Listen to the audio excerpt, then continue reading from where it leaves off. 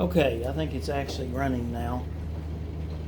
Okay, what we want to do again tonight is, unfortunately, last week or a couple of weeks ago, I forgot to turn this on, and so the desire basically tonight and in the coming week or two is to go through the high points of the book of Daniel, because again, that's really the skeleton of truth on which all of prophetic, future prophetic truth fits. And we really see a focus in the book of Daniel on how Israel fits into that future. And from the dream that we looked at in Daniel 2 to Daniel 7 to Daniel 9, Daniel 11, Daniel 12, we get bits of truth that then when we go back to Revelation and start back in chapter 4 and 5, and especially when we get into 6, you'll understand exactly how this all fits in, and that it was prophesied long ago to Daniel, and it gives us detail about the future. Okay, so if you'll go ahead and turn your Bibles to Daniel 7, and I just want to mention to those who may be watching this from online that you should that we have a handout, and I guess I'm not finding mine right now, but the handout is actually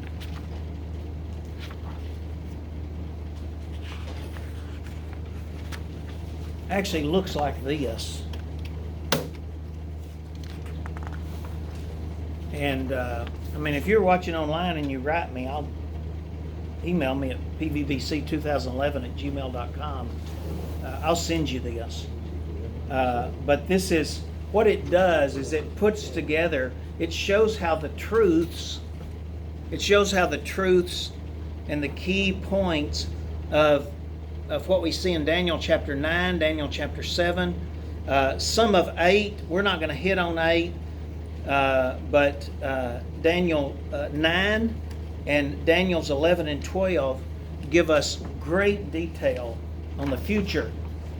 And so just very quickly, what you find in Daniel 2, if you'll remember, is Nebuchadnezzar's dream. Remember?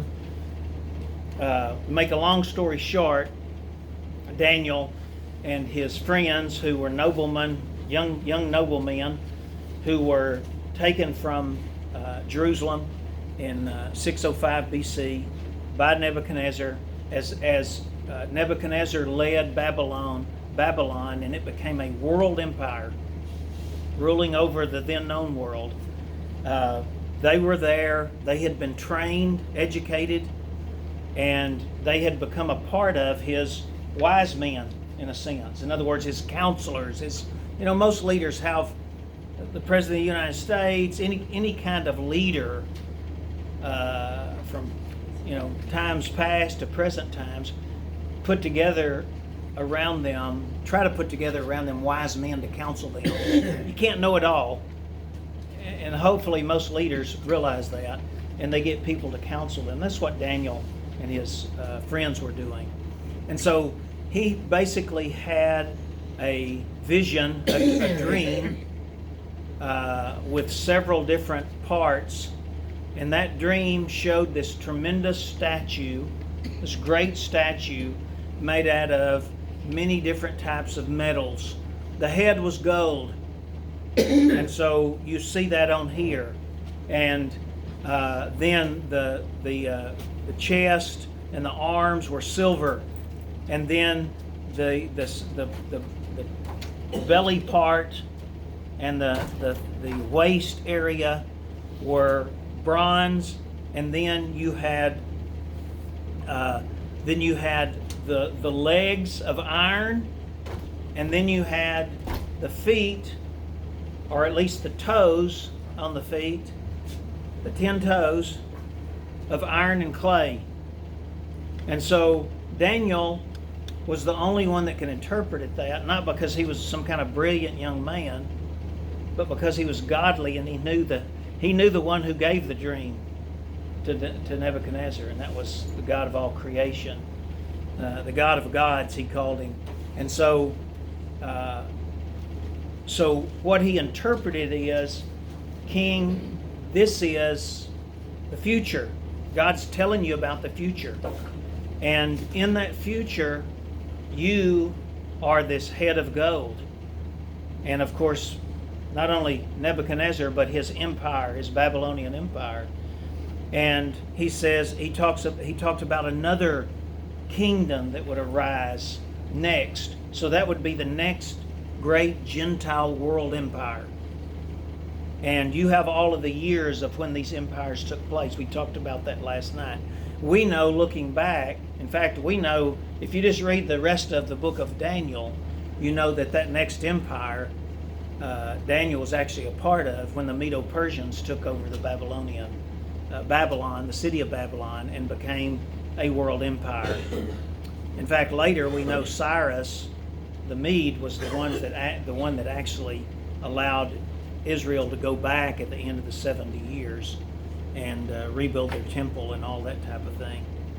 So then we know the next world empire, again looking back at history, we know the next world empire was Greece. That's actually Greece is not mentioned, but that transfer of the next from Medo-Persia to Greece is actually mentioned in Daniel 8 that we won't look at. The only thing I'm going to say about Daniel 8 is this. In Daniel 8, it talks about this horrible person, this insolent man, this horrible person that appears, and he comes out of the Greek Empire after Alexander the Great dies, and he divides up, the kingdom was divided up between his 4 generals. Out of the Seleucid Empire, which was one of his generals, a guy, one of the descendants of that general, he hated the Jews. And he actually went through, after he had battled against his kinfolk in Egypt, that had taken over Egypt, he came back through, he went into the temple, he sacrificed a pig on the altar, desecrated it, and all this kind of thing. He killed a bunch of Jews. Antiochus Epiphanes was his name. And the reason why I mention him is in the course of seeing what's going on in Daniel, I don't think anybody can deny that he was a type of the Antichrist, because he did very similar things that the Antichrist did. So some commentators you'll look at, and they'll say the last section of Daniel 9 is actually talking about the Antichrist. I don't hold that position, but Antiochus was certainly a type of the Antichrist. And so that's Daniel 8. So then again, going back to Daniel 2, we see those legs of iron, and we know that was the Roman Empire. And then we get down to the feet, and you have toes of clay and iron mixed. And as we talked about last time, they don't mix well. You don't have this, it's not like welding metal together or something. They don't mix well. So it's a loose coalition. And Daniel actually said in that those toes actually represented 10 kings. So in the end, there was a stone that he saw that was cut out without human hands. This is something divine. This is not something human, that comes and destroys that statue, totally destroys it. And that stone actually becomes a mountain and fills the entire earth. Now, that stone represents Christ, and the mountain that fills the earth is his kingdom. So we get in cryptic form we understand that there will basically be, from Daniel's time forward, there's going to be the Babylonian kingdom, that's already passed, Medo-Persian, that's passed, the Greece, that's already passed. The Roman one, as we talked about, basically never had 10 kings. You know, they would have one Caesar, or maybe they'd have two Caesars at times. I don't know Roman history quite as well, but I know that historically there were never 10 kings reigning at the same time, not even close. And yet all these 10 toes are together. And we'll get more information on that in just a minute. And so you have, because of that, and historically we know the Roman Empire just kind of fell apart. They were not conquered by a conquering nation and became, the fifth great world empire. That never happened. And so we will have other indication in just a little bit that actually that empire will come back together in some form. And so the future empire, people call it Rome II, or I prefer the revived Roman Empire, will be the empire that we see in Revelation. All right. So again, in Daniel 9, theologians have pointed out that in Daniel 2 you have this beautiful statue, and they see that as the way man sees these world empires, beauty and strength and all this kind of stuff. But when Daniel got his vision in Daniel 7, the vision that he got was a beast. and I go back to what we just prayed for and talked about, and Shane shared with us, and we see going on in our culture now and around the world. I agree with the Lord.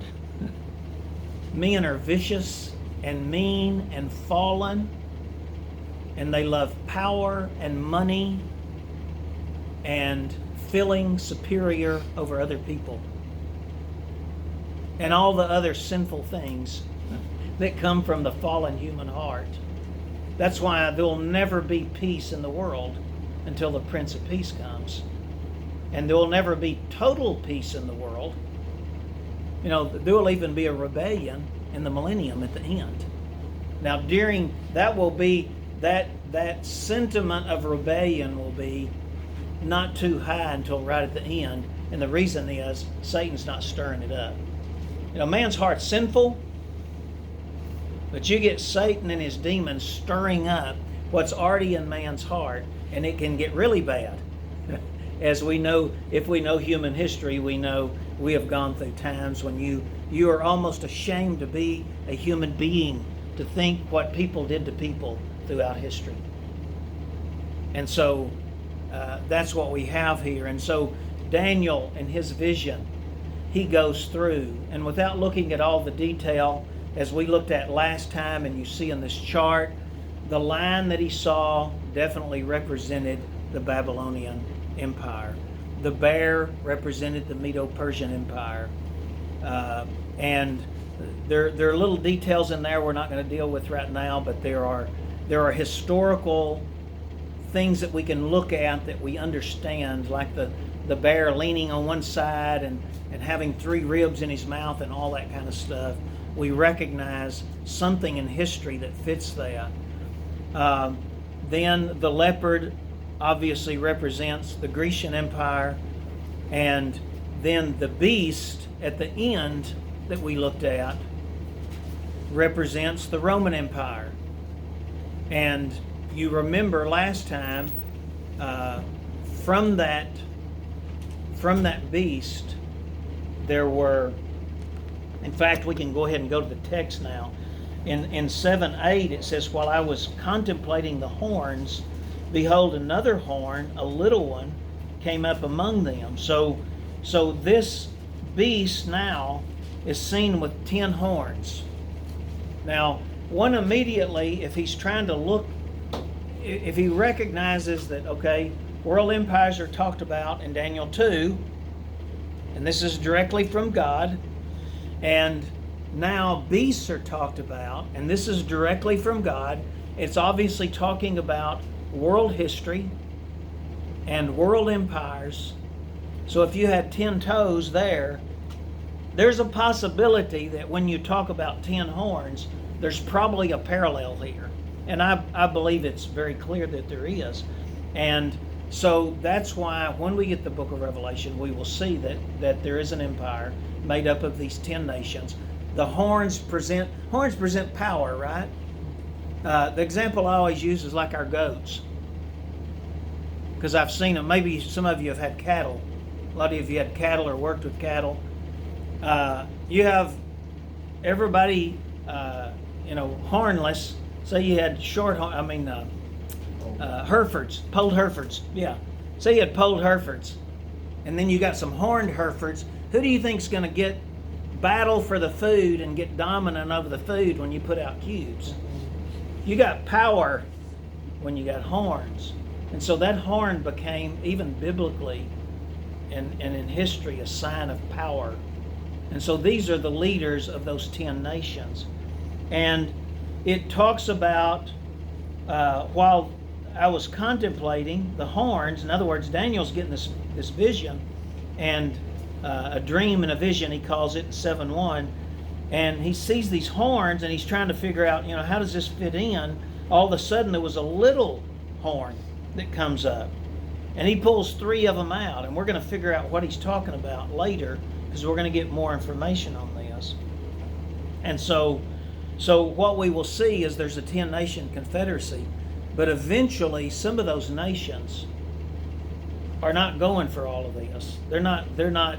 He goes from a political figure to an absolute dictator, and we'll find out why that is at the midpoint of the tribulation. What compels him to do that, and if nations won't follow him, he just goes in and takes them over. In fact, chapter 11 of Daniel talks about that. And so it says, and it talks about this horn. It describes him as one that possesses eyes of a man and a mouth uttering great bows. So you have this guy is a man, and he is arrogant. He's arrogant. And what you see when you put the whole picture together is the fact that this guy starts out quiet, political, and looks like, he looks like one of the greatest guys that's ever lived. A good guy. He's going to help the world, And of course, when he gains prominence, all that changes. So, and we'll see why and then, again, we went through this a lot last time. We look at the judgment. And what I told you last time is, in Revelation 4 and 5, what you actually see is, in Revelation 4 and 5, you see, as far as chronologically, you see the time period right after the church goes into heaven. And the church is worshiping, the church has received its crowns at the judgment seat of Christ. This would be shortly, the judgment seat of Christ is shortly after we're raptured. We're sitting there, we're worshiping the Lord, and so that's the scene. This judgment scene here is down the road from that. This judgment seat is 7 years down the road from that. This is right at the end. This is when God is about to judge the Antichrist. That's what you see here. And of course, the motifs going on here with the whiteness and the flames, the throne ablaze with flames, and wheels were a burning fire. These are motifs of God being angry and in judgment mode. And so at the end, and you read verse 10, and it keeps talking about that, and all of these angelic hosts around him, and we will be around him. And then it says, then I kept looking because of the sound. By the way, this ties together with Revelation 19. And we'll see that when we get to Revelation 19. He says, then I kept looking because of the sound of the boastful words which the horn was speaking. Kept looking unto the beast was slain. The beast referring here to the Antichrist, the one that was speaking boasts. So now it's calling him a beast all of a sudden. In Revelation 13, that's exactly what he's called. The beast that comes up out of the sea. And so, again, we're in verse 11. Kept looking, and the beast was slain. So Christ returns. You'll remember the symbolism in Revelation 19. He returns, and what's coming out of his mouth? A sword. A two-edged sword is coming out of his mouth. He's coming to judge with his word. Now, do you want to be judged by his word if he has the power to speak the universe into existence? We just looked at that, right? I mean, you don't want to be judged by Christ, but that's what happens. He kept looking until the beast was slain, and his body was destroyed and given to the burning fire. This is the lake of fire that's mentioned in Revelation 19 and Revelation 20. This is where eventually, when you get into Revelation 20, this is where all of the unsaved dead of all the ages have been brought up before Christ. They are judged, and they're thrown into that lake of fire.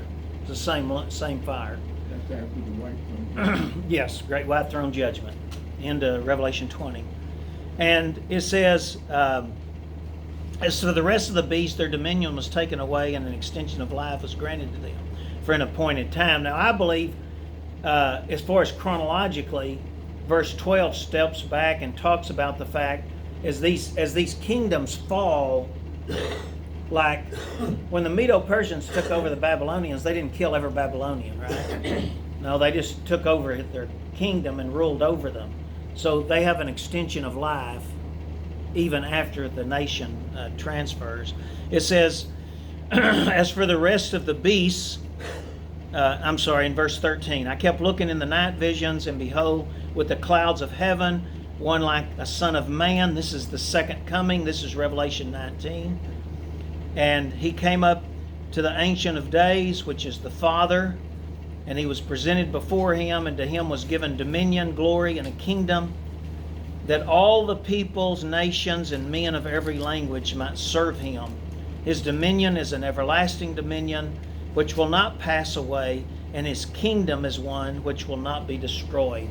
This is the establishment of really the eternal kingdom, even though the first part of that eternal kingdom is the Messianic kingdom. And that Messianic kingdom is the fulfillment of all of the promises God made to the nation of Israel.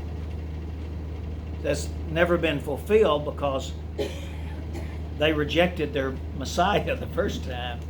So, all right. So you can continue to read Daniel 7. It's got a lot more detail because Daniel, at this point, what you'll see in the rest of this is Daniel.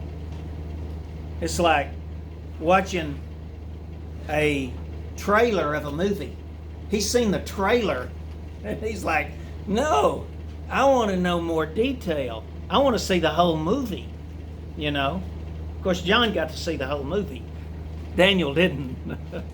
But Daniel got more. He had an angelic interpreter give him information. And the angelic interpreter is mentioned in verse 16. And he gives him more information.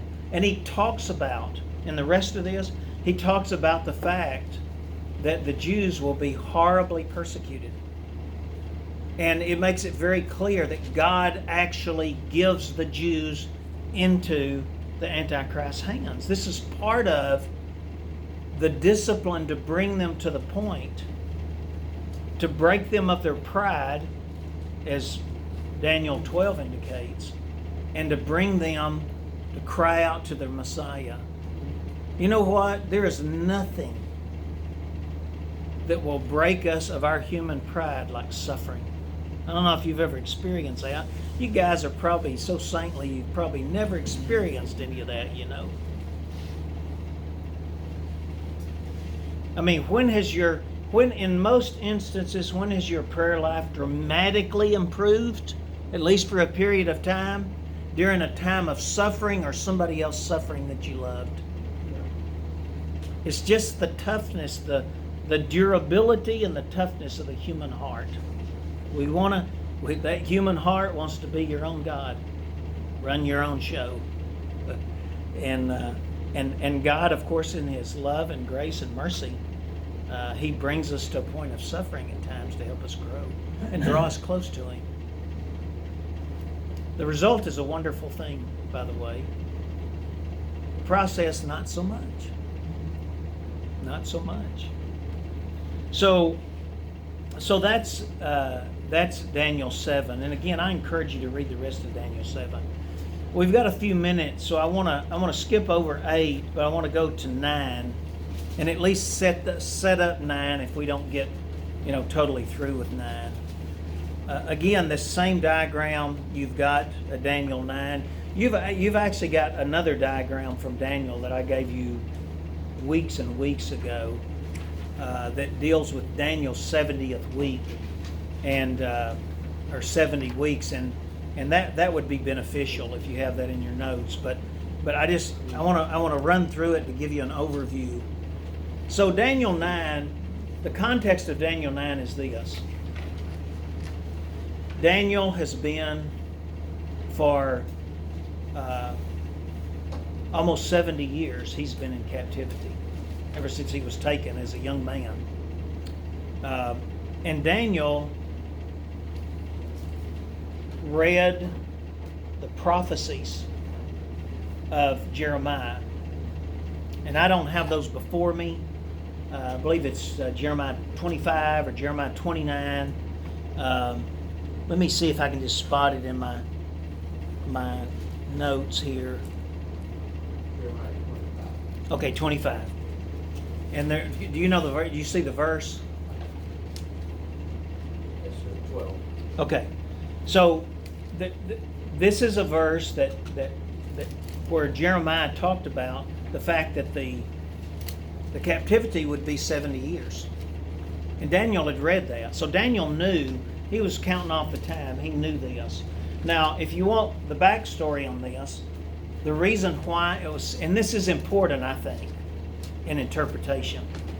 The backstory on this is one of the reasons that it was this period of time is for 490 years, instead of working and producing 6 years like he told them to, and giving a Sabbath rest, or having a sabbatical year in the 7th year, they didn't do that.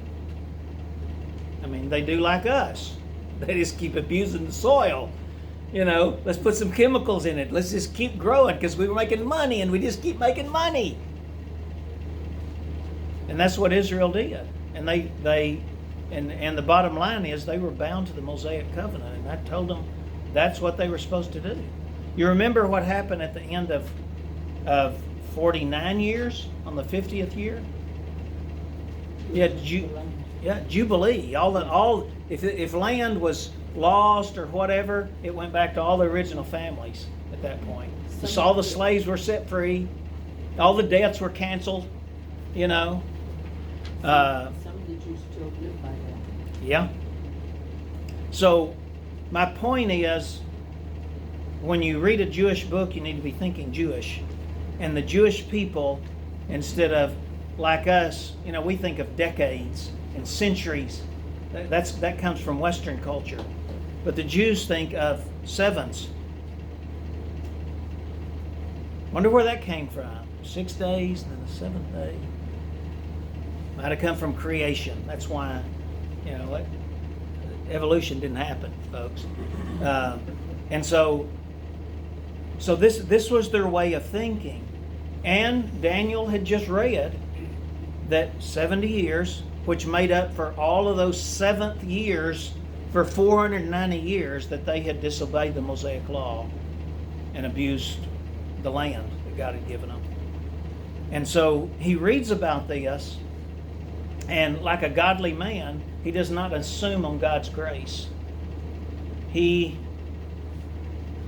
is one of the most amazing passages to me. If you want to study the godliness of a very godly man in the Bible, Daniel has to be in the top 5 of the godliest people in the Bible. But he started to pray, and he started to confess the sin of his nation. Is that a cricket? And so, and it's an incredible prayer. But at the end of that, God granted him an answer to his prayer. Because Daniel's whole passion was, I want our nation restored to a right relationship with God and restored to the land that God's given us.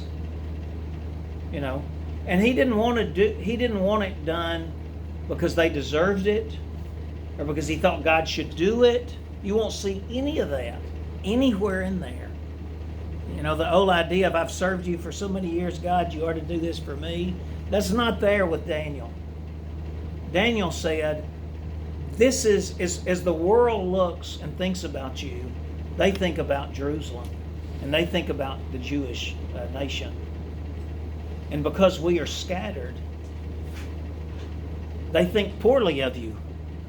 And the reason why I want us restored is not for our good, but for your glory. Isn't that awesome?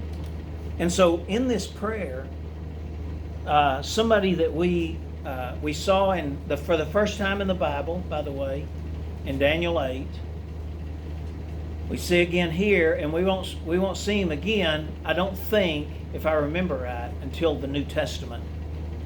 And that is Gabriel.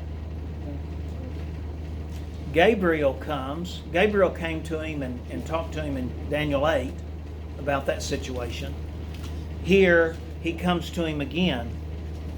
And he gives him an answer. And this is the answer. I'm going to read starting in verse 20. It says, Now while I was speaking and praying and confessing my sin and the sin of my people, Israel, and presenting my supplication before the Lord my God in behalf of the holy mountain of God, that is Mount Zion in Jerusalem. That's the holy mountain. At the beginning, so you see what. Keep watching in this context. This prophecy has everything to do with the nation of Israel. Okay, I mean it affects the Gentile nations, of course, but this is about the nation of Israel.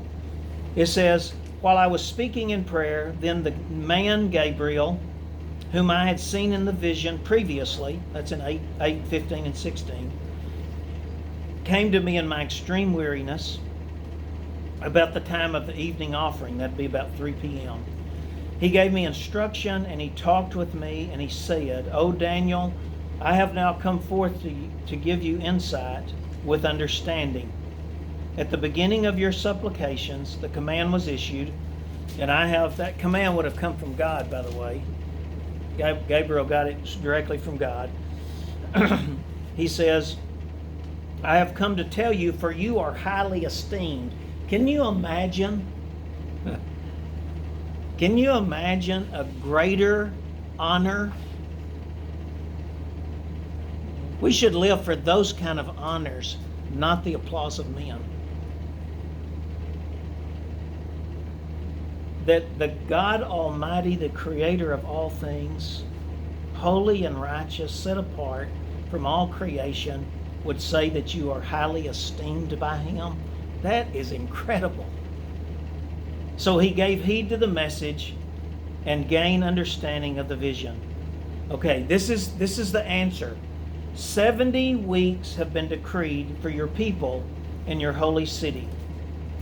To finish, there's 6 things listed here. To finish the transgression, to make an end of sin, to make atonement for iniquity, to bring in everlasting righteousness, to seal up vision and prophecy, and to anoint the most holy.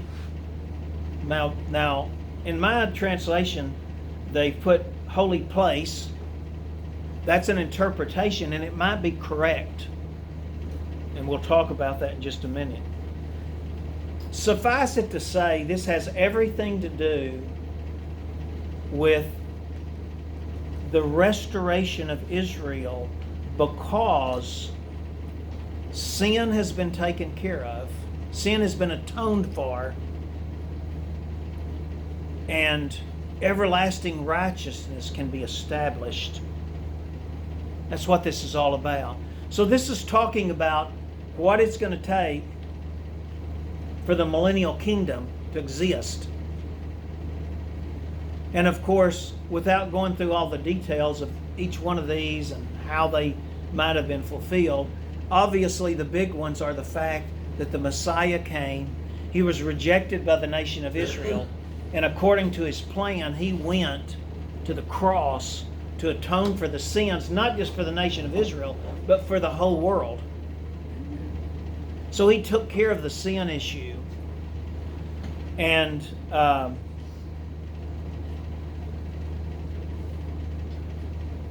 when it talks about anointing the holy place, either that is a reference to the Holy One, sitting on the throne in Jerusalem, or it could be a reference to the millennial temple that is mentioned in Ezekiel.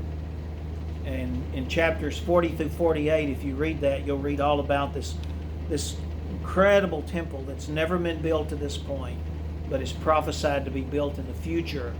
You'll also read that the Jews will get all their land. The portioning up of the land is different than it was previously.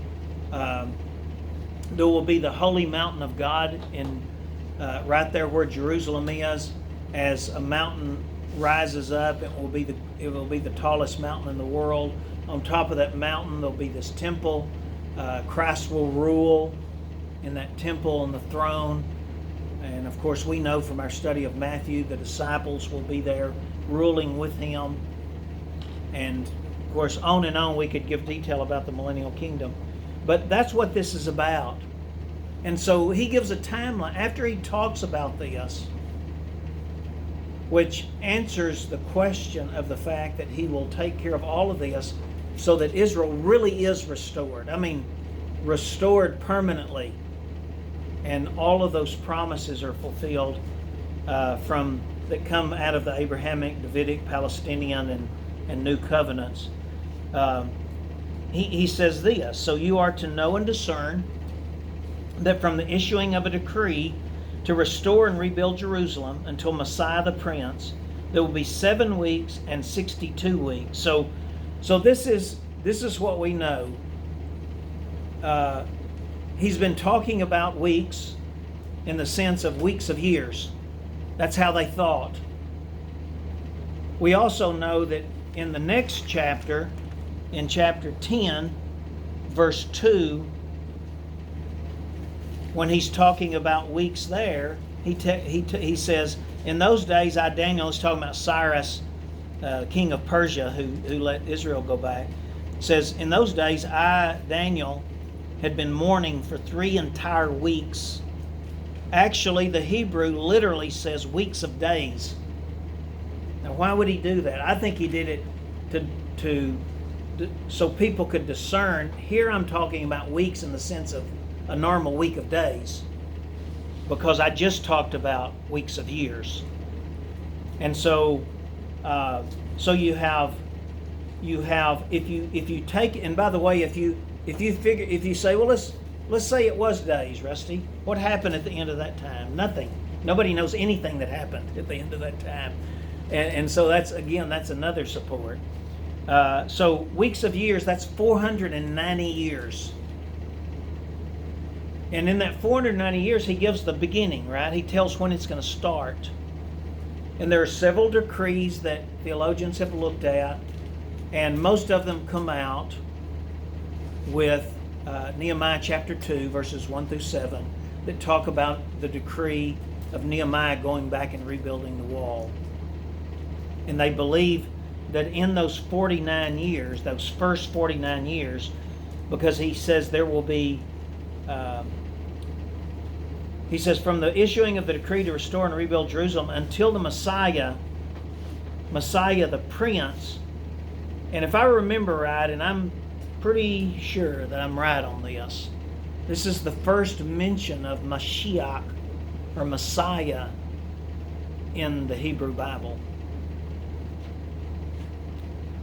And so you have the first 7 weeks, which would be 49 years, and theologians speculate that that was when the wall and all that stuff was finished, and then 62 weeks. And what would 62 by 7 be? You guys you should just. 420. So when you add that number to the 49, then you get 483. Now let's read the rest of this. It says it will be built again with plaza and moat, even in the times of distress. And if you read the book of Jeremiah, that certainly came about literally, right?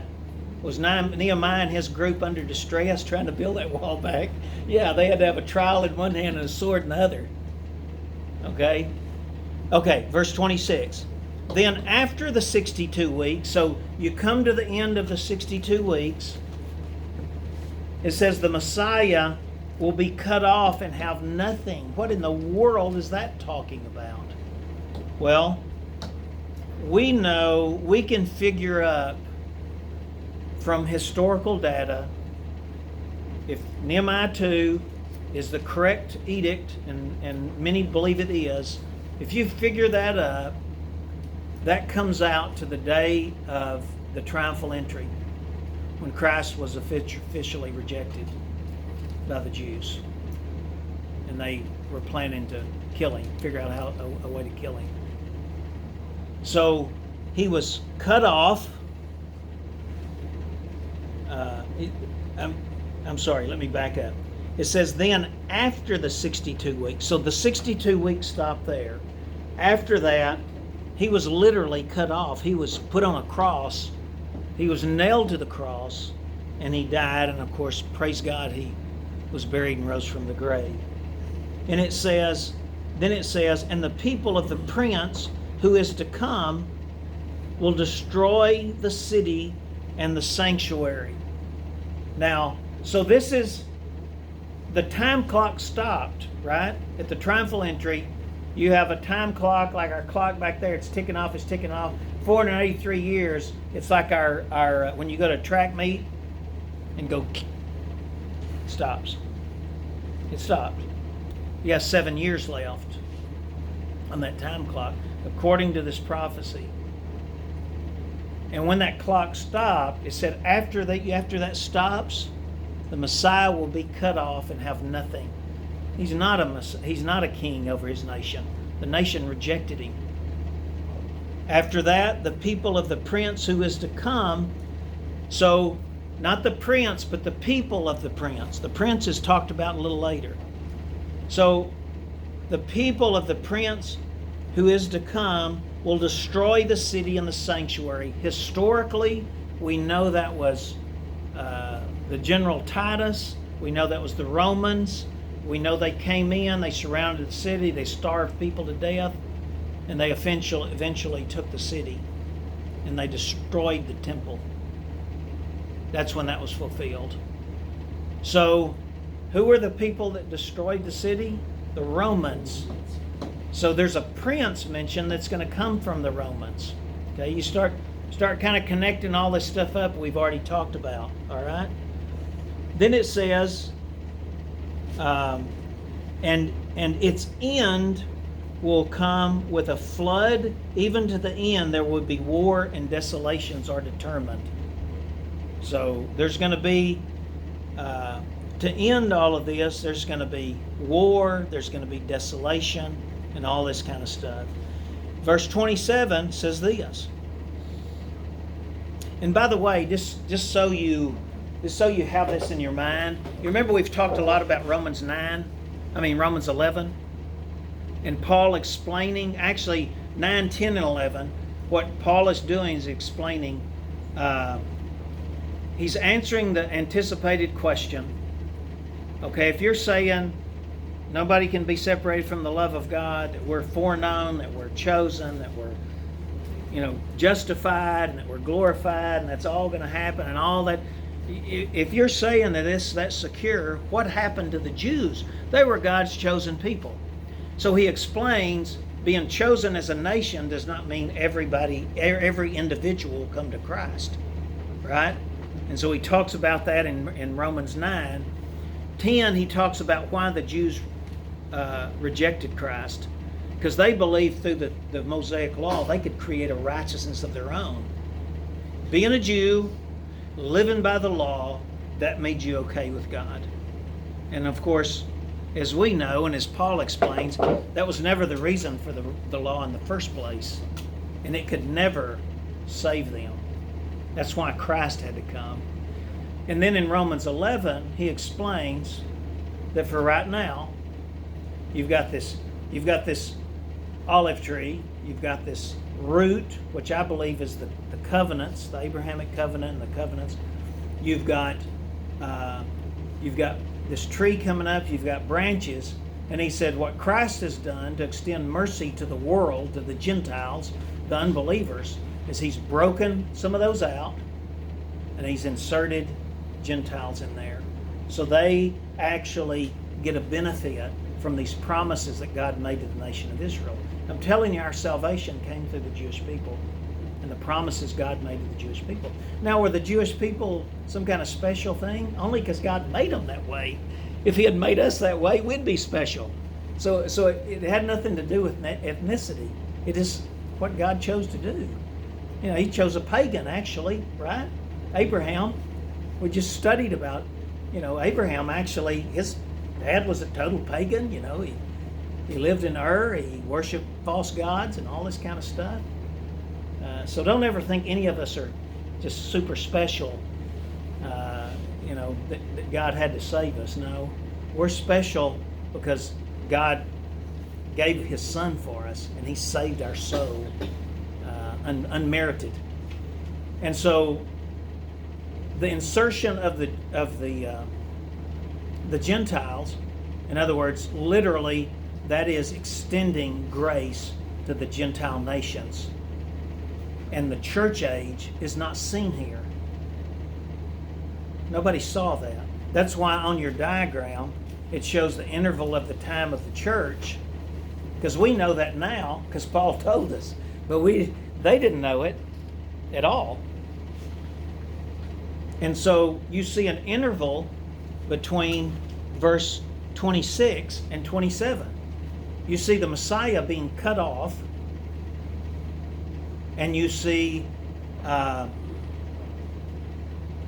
Romans, many years later. I mean, depending on what dates you accept, whether 30 or 33 AD for the crucifixion of Christ, you go all the way to 70 AD. You've got some time there. And so there's time in between here. Now we know there's over 2,000 years of time in between, and we have no idea how long this will go. But we're to be ready at any time, right?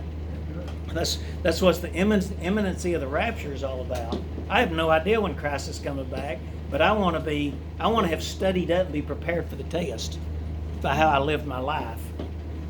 So he says, and he will make a firm covenant. And who is he? The he goes back to the prince. That is the antecedent in grammar. So the prince, so again, we see that this prince comes out of the Roman Empire. Does that make sense? Do y'all see that? Okay, so we saw that in chapter 7. We see it here. He's coming out of the Roman Empire, the restored Roman Empire.